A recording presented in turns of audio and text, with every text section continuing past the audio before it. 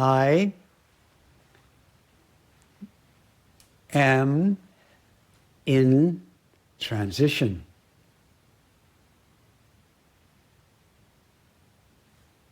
How about you? Oh,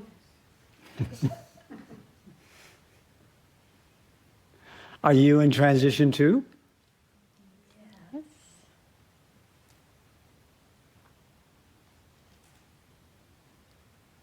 Well, then that's quite a few of us.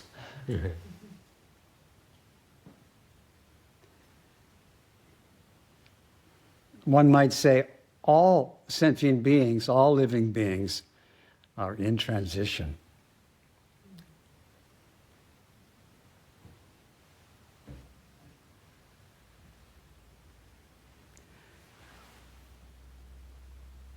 And, yeah, I am in transition. But the Buddha Dharma, although it's flowing, is also always the same.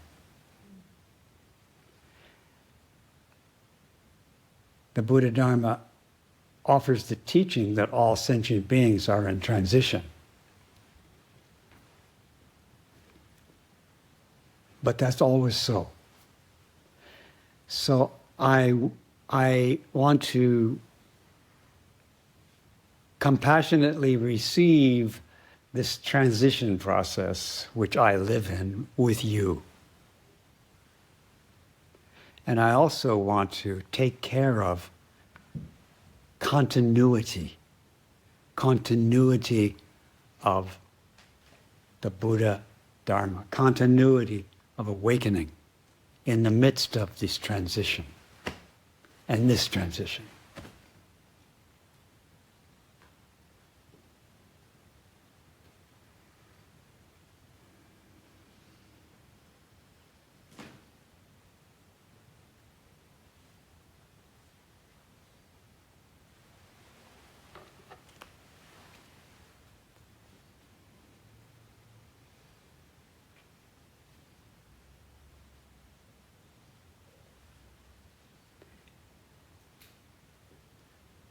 An ancient Chinese teacher said, "The unique breeze of reality."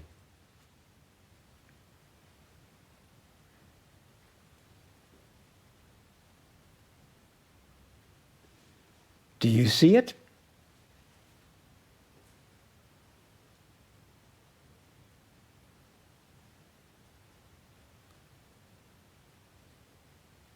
Creation is constantly working her loom and shuttle, incorporating the patterns of spring into the ancient brocade. There's one breeze of reality. And the process of creation is incorporating the fresh new moment into the ancient brocade, the ancient tapestry, the ancient fabric of transmitting this one breeze of reality. Incorporating the patterns of spring into the beginningless fabric of the Buddha Dharma. Incorporating today into the beginningless process.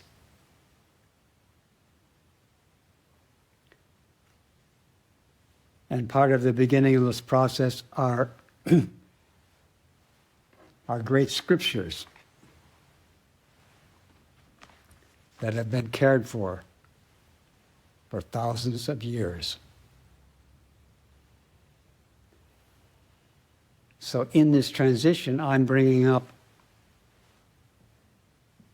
a big, continuous brocade. And this brocade is more or less an ocean. And within the ocean are scriptures like the flower adornment scripture, Huayan Jing.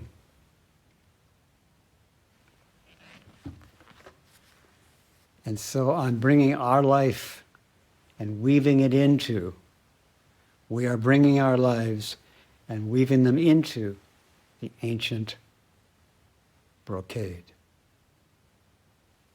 And we've been doing this particular part of the brocade, the flower adornment scripture, for about 15 months. And today, I want to bring our lives into the 11th book, book 11 of the flower adornment scripture. The name of this book is Purifying Practices. And so the book starts out by the great Bodhisattva.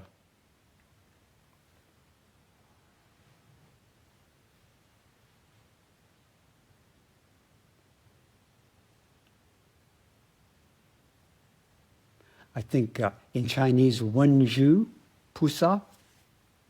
In Japanese, Monju Bosatsu. In Sanskrit, Manjushri Bodhisattva. This Bodhisattva has just asked many questions in the previous book, Book 10. The great Bodhisattva Manjushri asked wonderful questions.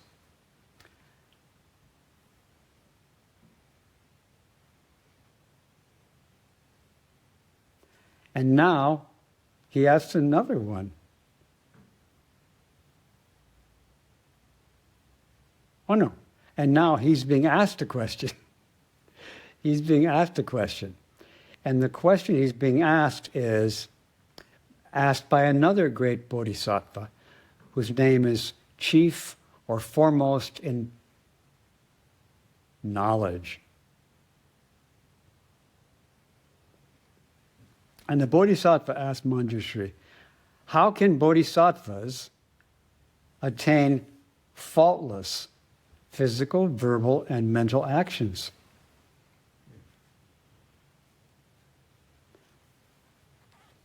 How can their actions of speech, body, and mind become purified? How can their actions of daily life be purified so that they can be a refuge, be a guide, be a protection, be a support for all living beings? How can our actions be purified so that they are beneficial to the whole world?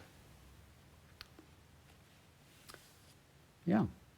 And about more than a full page of asking, how can our actions be purified so that, and then many other wonderful possibilities. How can our actions be purified so that they are greatly beneficial and greatly virtuous?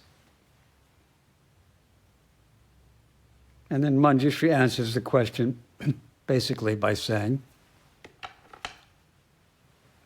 well, I'll give you the first three. When a bodhisattva is living at home,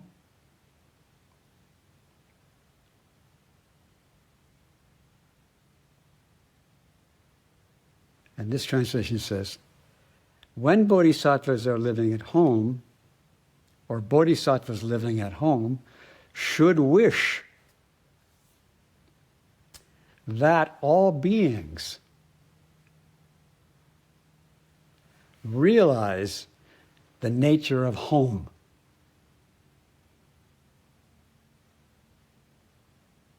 Is empty. And thus be free of the pressures of home life. How? How do you become free of the pressures of home life when you're living at home? Well, you realize that the nature of home is empty. How do you realize that the nature of home is empty? When you're living at home, how do you realize that the nature of home is empty? By vowing together with all beings. By wishing together with all beings. By living together with all beings. By praying together with all beings. Where? At home. Brushing your teeth at home. Washing dishes at home. So the later parts of this chapter go into the details of living at home or living in a monastery. That goes into brushing the teeth, washing the face, going to the toilet, going to sleep, getting up. In all the daily life's activities of living at home, the Bodhisattva wishes, this translation says, the Bodhisattva wishes that all beings will realize the nature of home. The true nature of home is empty. And realizing this, they will still be living at home, but they will be free of the pressures of brushing their teeth and washing their face and washing the dishes and listening to the other people in your house and your neighbors. They will be free of the pressures and stresses. How? By realizing the emptiness of all this. How did they realize it? They realized it by wishing that all beings would realize that. That's this translation. Another translation is, they realized the true nature of home by vowing that all beings will realize it. We realize freedom by vowing that all beings realize freedom. However, I would like to change and maybe I will rhapsodize on this second line. So the whole book is about stating a situation like living at home. Then the next line is uniformly wishing that all beings will become something good. But I'm emphasizing that when we're living at home, we wish not just that they will attain all these good things, not just wishing that they will realize empty heart, but vowing with them, and vowing with all beings when I'm living at home,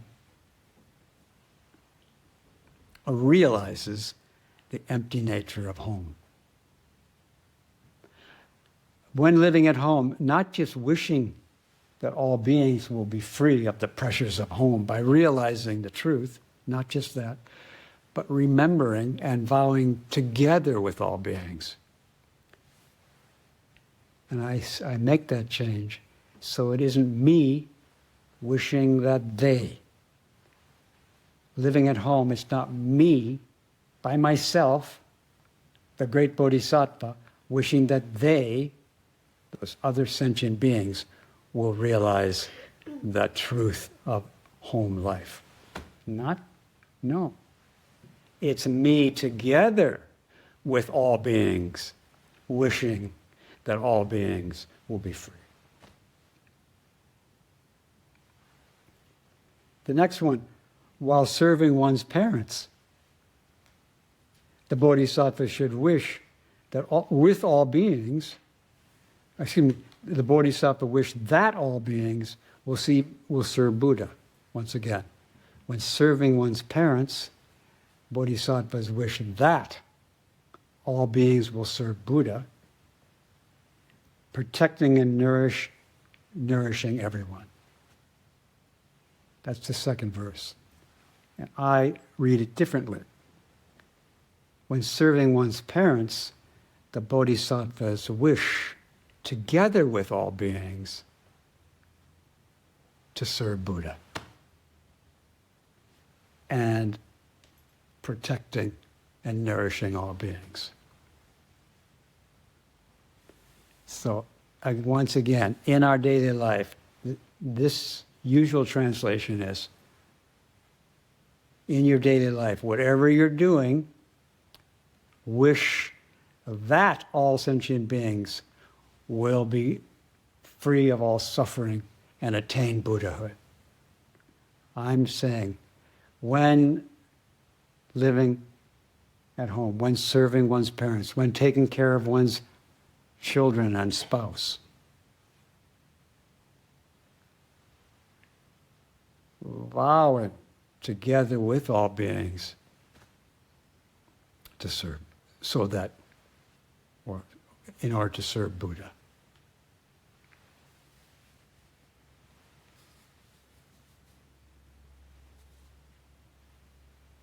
So the purifying practice, which is repeated quite a few times, I don't know how many verses there are, maybe 100, the purifying practice is not brushing your teeth,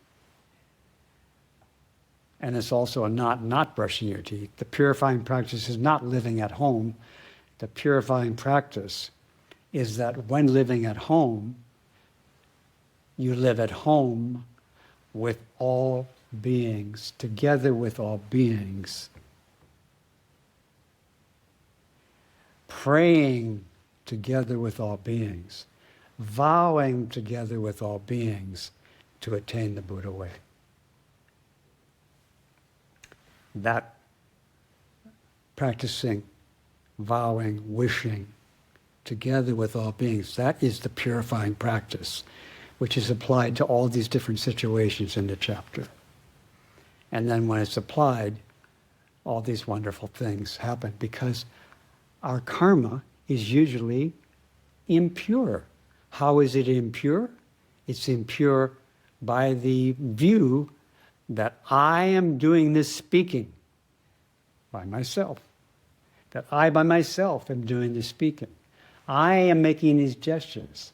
I myself am making these gestures. I am thinking these thoughts by myself. This is the usual defilement of our consciousness.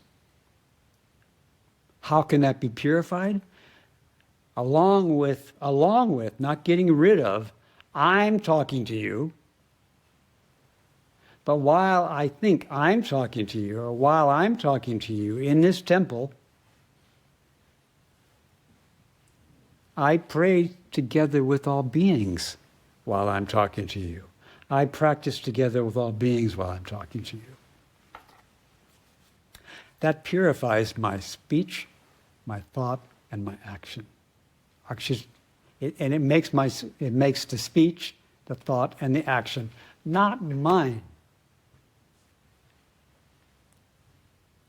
The speech, the thought, and action is a gift to our life together. And someone, when I mentioned this recently in another assembly, they said, well, isn't it always the case that we're practicing together with all beings? Aren't we always vowing together with all beings? And I said, yes, that's reality. We use reality. The unique breeds of reality. We use the unique breed of reality to purify our body, speech, and mind. What's the unique breeze of reality? It is vowing together with all beings. That is always reality. Reality is always that we're living, that we're wishing, that we're acting together with all beings. So then the person says, well, if that's always the case, why do we have to remember that? Why does somebody have to say, vowing together with all beings, if that's already the case?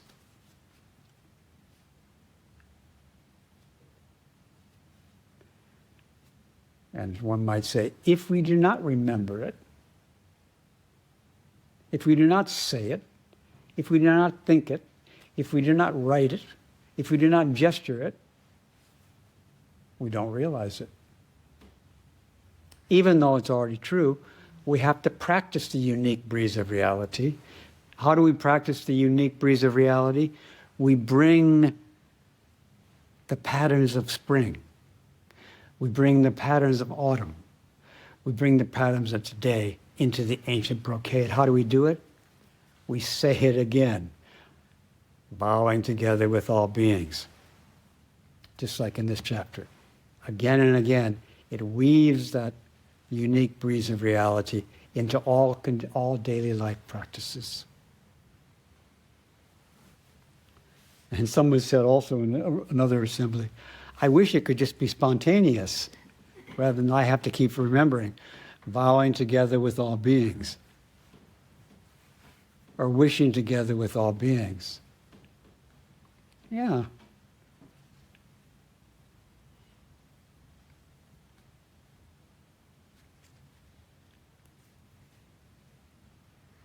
So there's a famous story, which many of you know, another Chinese master named Bao Che,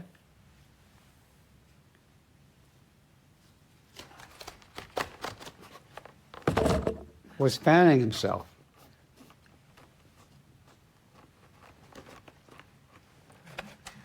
He was fanning himself. It doesn't say he was fanning him. It doesn't say he was fanning himself and he was fanning all sentient beings. It doesn't say that. But actually, he was fanning himself and he was also fanning all sentient beings. That's not the usual way of telling the story.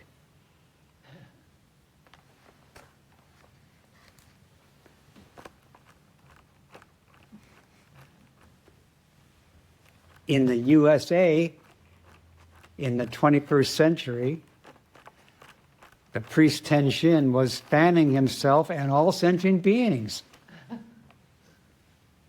Anyway, back to China. He was fanning himself, and a monk came and said, Teacher, Master, the nature of wind, the unique breeze of reality, is permanent. And there's no place it doesn't reach. There's no place the wind doesn't reach. So why are you fanning? Oh. Do you feel that breeze? Can you feel it, Linda? Not quite. It's really quite, this unique breeze is really quite nice. And the teacher Bao just said, although you may understand that the nature of wind, that the nature of the unique breeze of reality is permanent, it's always one truth, there's not two, there's one. It doesn't change, it's permanent. And there's no place it doesn't reach. But you don't understand that there's no place it doesn't reach. You may understand that it's permanent, but you don't understand. You have not yet understood that there's no place it doesn't reach. And the monk says, he said, you don't understand the meaning of there's no place it doesn't reach. And the monk says, what is the meaning of it reaching everywhere? And the master found himself.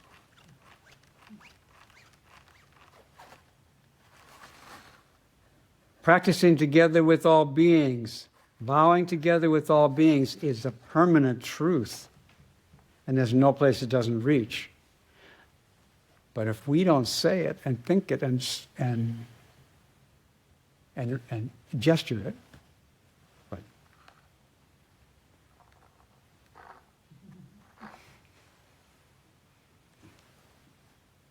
We do not understand it. This is the meaning of the wind reaching everywhere. And saying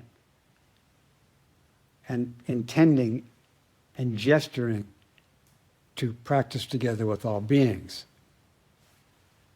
is a practice which realizes the spontaneous, one unique Dharma breeze.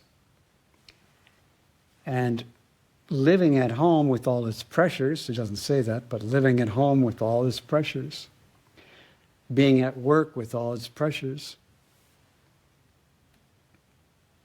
the Bodhisattva vows together with all beings that all beings will be free of pressures. But I also emphasize that Bodhisattva does not vow to get rid of the pressures. In the midst of work and all its pressures, the Bodhisattvas pray together with all beings that beings will be free of the pressures in the middle of the pressures. The pressures, by the way, are in transition. But there's a continuity in the practice in the midst of these transitions.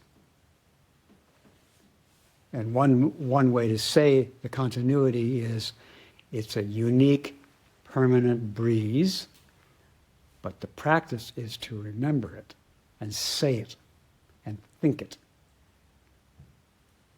Try out the teaching of practicing,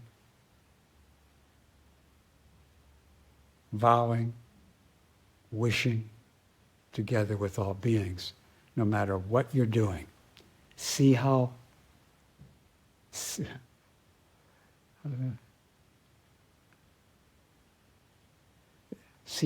she runs. See how that works. Check it out. I've been studying this chapter for a little while now, and I've been trying this purifying practice, and I am encouraged to continue the purifying practice of remembering that when I'm talking to you, I'm praying together with all of you. That doesn't mean you have the same prayer as I do. I'm praying together with all sentient beings, even those who do not have my prayer, the prayer I'm doing. Not all sentient, I don't think all sentient beings are thinking. I pray with all sentient beings for the welfare of the world. I don't think everybody's thinking that. But anybody who's not thinking that, I'm praying with them, for them. And anybody who is praying, I'm praying with them, for them. I'm praying with and for everybody, and that's how I purify my consciousness, the consciousness where I appear. I purify it of the delusion that I am doing anything by myself, the delusion that I can act on my own, the delusion which doesn't really agree with that, with the teaching that I do everything together with all beings. That thought could still be there, but I'm free of it. We're free of it. It's not just me that becomes free of it. You become free of it, but you may not know it because you're not doing this.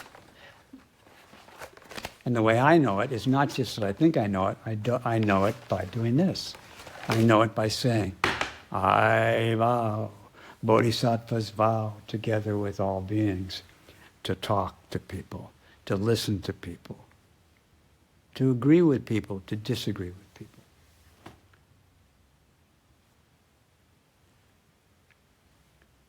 While bodhisattvas are with their spouses, they vow together with all beings, including their spouses and children, to be impartial towards everyone and forever give up attachment. How do you give up attachment? Not by you giving up attachment. You give up attachment by practicing together with everybody. That's how attachment is. That's how attachment is given up. It's not I give it up. We give it up by practicing together. One could go on.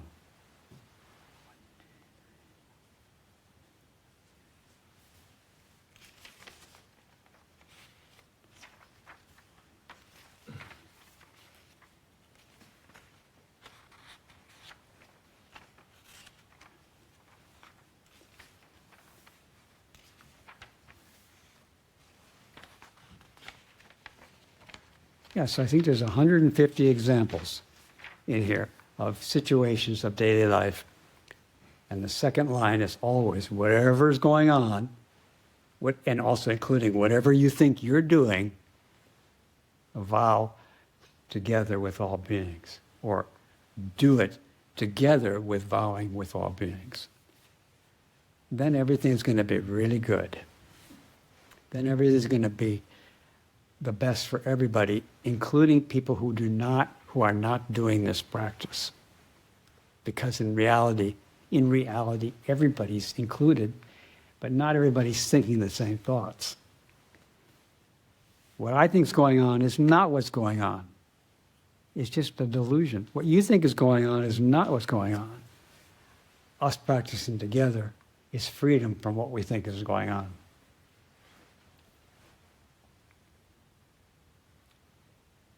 Yeah, so that was kind of, from my perspective, kind of simple, short talk, which has now come to an end. And it was delivered by all sentient beings working together. It was delivered by the one unique breeze of reality, which is practicing together with all beings.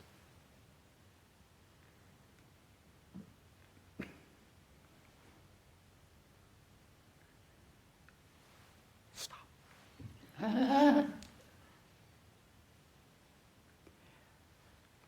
Yes, sentient being over there.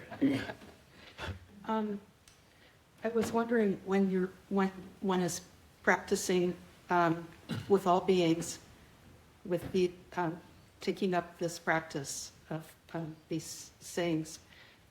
On the first line, can you also say, when I'm at home with all beings, Yeah. I vow with all beings? Yes, you can. Yeah, When I'm at home with all beings, I vow together with all of them.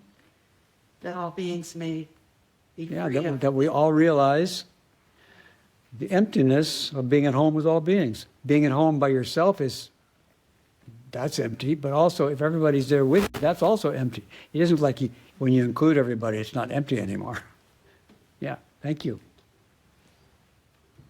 Also, I don't think it says in here, but another one would be, when nobody's home, bodhisattvas vow together with all beings. Yes? Yes? I have Tracy and Huma? two questions or comments. The first one was, when you started talking about home and being at home or leaving home, I was remembered how Thich Nhat Hanh talked about home being at home in the present moment. And that's a different kind of home than you're talking No. about. Okay, so here's another one. See what she brought up? She said, Thich Nhat Hanh talked about home being present in the moment. Is that what she said? Home being in the present moment. Home being in the present moment. So when I'm in the home of being present in the moment, Yeah. at that moment, Yeah. bodhisattvas vow to not do that by themselves. Okay. So it's not like, okay, I heard Thich Nhat Hanh say, home is being where you are in the present moment. So when doing that practice that Thich Nhat Hanh told me, I don't do that practice by myself, but he didn't say that. This is purify yourself of the way you might practice Thich Nhat Hanh's teaching. Oh, I heard that home is being present in the moment. That sounds good. So when I'm trying to be present in the moment, I got to now purify that practice of being present in the moment from thinking that I'm doing it by my own good luck, intelligence, energy. I have all those things, but I want to purify myself from those things. I want to purify those things by practicing being present in the moment while vowing together with all beings. Thank you. Which leads me to my second Okay, confusion. another example, yes? In what you just said, I don't understand why you keep using the word vowing in there. Oh, because that's what it says in the book. It says, one translation is, when bodhisattvas are home, they should wish that sentient beings. Even the wishing part, because I thought the deal is to just be aware that you're not doing stuff by yourself, that you're doing it with all beings. I don't understand what's thou got to do with it. Oh, okay, so another way, it wouldn't be a translation, it would be a new text called, when practicing being present in the moment,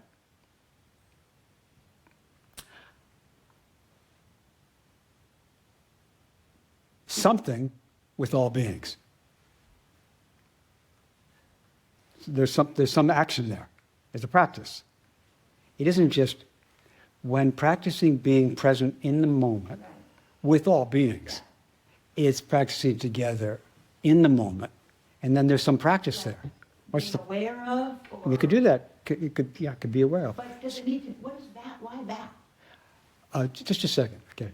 That's what it says in the sutra, okay. I'm just talking about the sutra here. I'm not saying you can't write a new sutra, okay?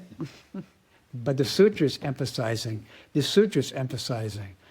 vows, it's emphasizing wishes, it's emphasizing prayers. You don't have to emphasize it if you don't want to. I'm just showing you, I'm talking about the sutra. This is the ancient brocade, and I'm trying to help you weave today into it. So one of the ways to weave today into the ancient brocade is for you to say, could we change the second line? And I would say, yeah, let's change it. So, ready to change it? This is going to be putting a pattern of spring into the ancient brocade. Or do you want to go back and talk about why the sutra says what it says? Which do you want to do? I'll go either way. Okay, so let's do it. The sutra says something, and the question is, could we change the second line to being aware of all beings? Okay, could it be that way? That would be a lovely verse.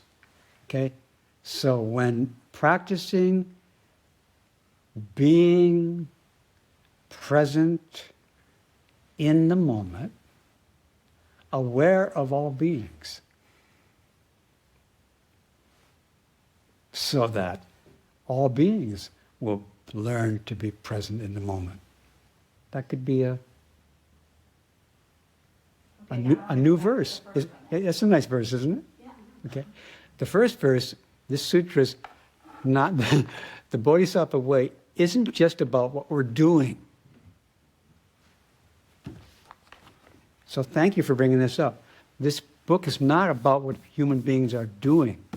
It is somewhat about that. It's more about what human beings want and vow and aspire to. It's not about sentient beings being. It's not just, it does mention that sentient beings are really suffering. It does mention it. But it's not just about their suffering.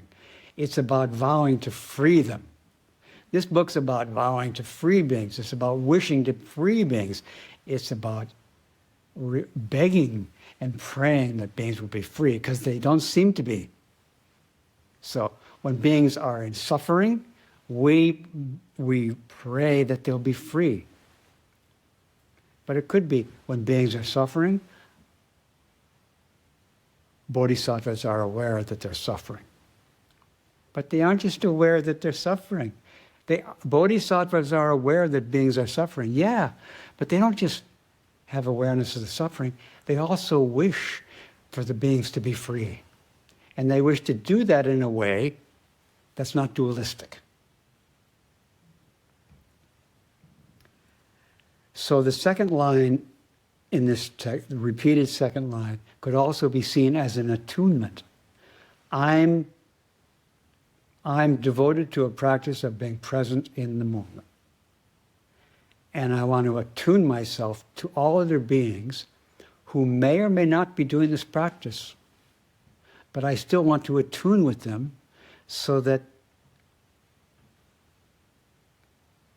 we won't be the slightest bit different. And even though they may not be doing the practice I'm doing, they're not different from my practice. So this book's big on vowing, praying, and wishing, and aspiring. But we can take out the aspirations and just put in awareness.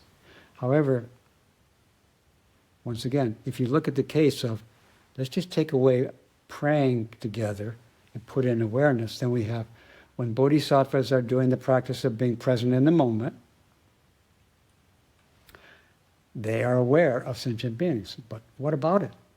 They aren't just aware, they have feelings about it. They want to take care of these sentient beings. They want to free them. Or they want them to be free. I think my confusion is, I thought the awareness is that we're doing it with all beings, which to me is different from vowing something of all beings. I thought the breeze was about. Okay, so once again, here we go. The practice you brought up is the practice in practicing being present in the moment, being aware that we're doing it together with all beings. Yeah, that would work. So when practicing together, when practicing being present in the moment, bodhisattvas are aware they're doing it together with all beings. Yes, that would be a different version. It misses the wish, but that's okay. We can bring up the wish later. Actually, the wish has already been brought up in chapter 11 about 150 times. So you can just change it and have your practice be, in practicing being present in the moment, aware of doing it together with all beings, so that all beings will realize Buddhahood. Mm-hmm. Yeah. Okay. And this new version of the sutra, this new version, is an example of a pattern of spring, which you have just incorporated into the ancient brocade just now. You have just contributed to the ancient brocade. You have, I have, we've all contributed to this new pattern being incorporated into the ancient brocade, and it's been recorded. Patty. Yes, I'm practicing this at home and just doing some. Louder, please. Louder? Yeah, louder. Oh, okay. I said I'm practicing this at home and here too. And my understanding, but I want you to check me on this, is that after we bowed with all beings, and for myself, I've been saying that the United States and Russia would stop sending, that the United States and Russia would stop sending weapons around the world and then I thought we ended with, for the benefit of all beings. So it's kind of like I bow with all beings, or this full activity for the benefit of all beings. Now, is that how we... That's fine, yeah. However, Yes. that rendition, which I think many of us share with you, that what we're doing is for the benefit of all beings, it misses the thing of doing it together with them. No, I vow with all beings. With all beings. That Oh, the United States and Russia I vow together with all beings. Mhm. would cease this activity Yeah, for the benefit of all beings. Yeah. I'm wondering if we say at the end. that's fine too, yeah. At Zen Center, we say, I vow together with all. No, we say, I vow before all beings. Somehow that's our translation. I take refuge in Buddha, and we say, I vow before all beings. But that before can also mean together. It can be in front of. Mhm. Yeah. So say it again. Say your new I line. vow with all beings that the United States and Russia stop sending weapons around the world for the benefit of all beings. Mhm. Yeah. I kind of double up on that. Huh? Vow with all beings for the benefit of all beings. Vow with all beings for the benefit of all beings. Yes. Vow with all beings for the benefit of all beings. And vowing for the benefit of all beings misses doing together. And I think then a lot of people say, I can't do that. And that's right, you can't. When they say, I vow to do something beneficial for all beings, they say, I can't do that. I can't do something. All right. So I vow together with all beings for the benefit of all beings. Yes. Thank you. Another pattern of spring is incorporated. And Homa. Homa. Thank you, Reb, and thank you, everybody, for your offerings. I have one question which has been continuous in my mind. And the continuity of seeing the truth. Speak up. The continuity of seeing the truth. The continuity of seeing the truth, yes. And in my view of truth is that we together with all beings are not home. Are not. Home. You could say. So And I hear that. suffering- She thinks the continuity is that we're not home, We are not. which is similar to the continuity that home is empty. I'm not quite sure if it's the continuity of home is empty. It is the continuity of me not being home total, which is the continuity of struggle, the continuity of suffering. No, suffering isn't continuous. Suffering is in transition. So Okay, hold on a second. Let me first you sit said the with continuity of suffering. not being home, okay? Okay. So there No, is, because I need to first sit with suffering is in transition. I don't see suffering is in transition. yeah. Well, I'm telling you, Yeah. you don't see it, but I'm here to say to you, I'm suffering, see me? And I'm in transition. And I asked, how about you? Are you in transition too? And I guess you're not. No, Yeah. So anyway, I'm just telling you, I'm in transition, I'm suffering, and my suffering is in transition. So the first line in the sutra is, these are things that are in transition. Being at home is in transition. We're not going to be in the home we're in now. We're going to move someplace else, or the home's going to fall down. So the first line is not continuous. It's not permanent. But we live in an impermanent world. Our home is impermanent. Okay, so there's in actuality, now I see the actuality. So in actuality, there is no home. It's not that no That's right. one is In actuality, there is no home. and there's no bond Exactly. in it or That's outside. right. That's what the right. verse says. That's Living in living in a home which is in transition, I vow together with all beings to realize that there is no home. that I can see. There is no home. And there is no home is not in transition. But suffering is in transition. I didn't say I was suffering, but I could say it too. If I said, I'm suffering, how about you? You might have said, are you suffering too? Some of you might say, uh-huh. But I didn't. I said, I'm in transition. My suffering is in transition. Yeah. And that's not always easy to live with, to not just have suffering, but don't just have one suffering, you have all those new sufferings. And by practicing with this suffering that's in transition, is there a bug in my head? Good. Yeah. Bye-bye. So, so this suffering being in transition vows together with all beings, is aware of being together with all beings, to realize what's not in transition. Yes and yes. Jia Ying. Reb, can you say, so when you first start talking, I was getting a sense that by vowing, doing this emptiness practice with all being, it's like reminding us that the self is not, the self is empty. Yeah, it can remind you that the self's empty. It can remind you that I personally do not do anything by myself. Because we get trained from childhood to think, we stood up, we ate our breakfast, Cha-Ying, you did it. You did it. So we get trained into I did it, not we did it.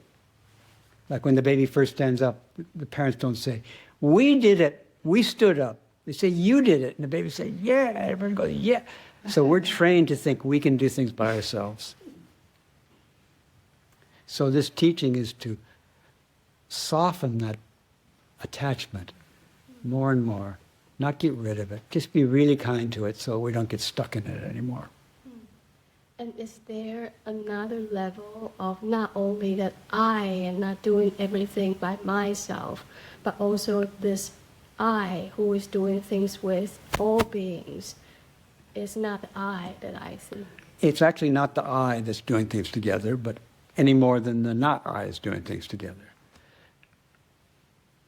Everything's doing everything together. But we think I did this by myself. And that's the defilement which this practice purifies.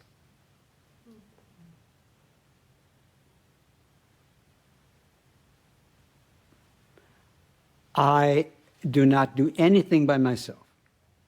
I do not speak by myself. But there's a delusion in my consciousness which is, I said that. That's a delusion. It's not a truth. And is it so that in seeing that truth, this I is kind of penetrated, it's intertwined? We realize that. It already is penetrated and intertwined, but we don't think it is. Like we don't think members of opposite political parties are intertwined with us. We think they're over there. I don't include them. I'm not included in what they said. They didn't include me. Yeah, that's our usual deluded way. This practice is to realize we're intertwined with people we don't agree with, and they with us. And that's part of liberating all beings.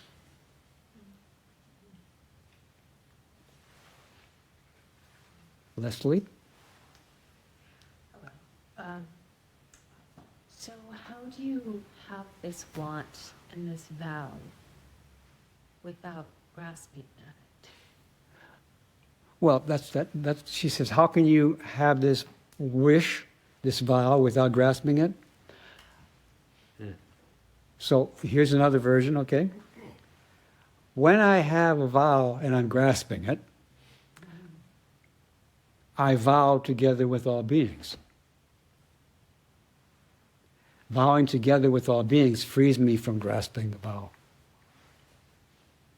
People do make vows, or people are given vows, and they think that they made them or they have them. That's a normal daily life situation. So, I vow together with all beings when I have this vow which I'm attaching to. So I've got this problem. When I have this problem, I vow together with all beings. I practice together with all beings why I have this problem of thinking I can do things by myself and thinking I can grasp something. So then you become free of the grasping, but it doesn't mean you don't still maybe grasp it. It's just you're not caught by it anymore. You're free of it. So you can want something, but you could want it without grasping because you're doing it in the flow of Yeah. Mm-hmm. everything. When I want something and I wish to be free, when I want something and I'm grasping it and I wish to be free of it, when I have it, when I want it, all these I's, in those situations of self-clinging, I have attachment, I wish to be free of it. In that situation of self-clinging, then then there is vowing together with all beings as the purifying practice for my clinging and my self-centeredness. Because if it's too much I, then you're still separating. Oh, look at what I'm doing. I'm vowing. Nobody else is vowing. Yeah. Mm-hmm. Mm-hmm. Yeah. Mm-hmm.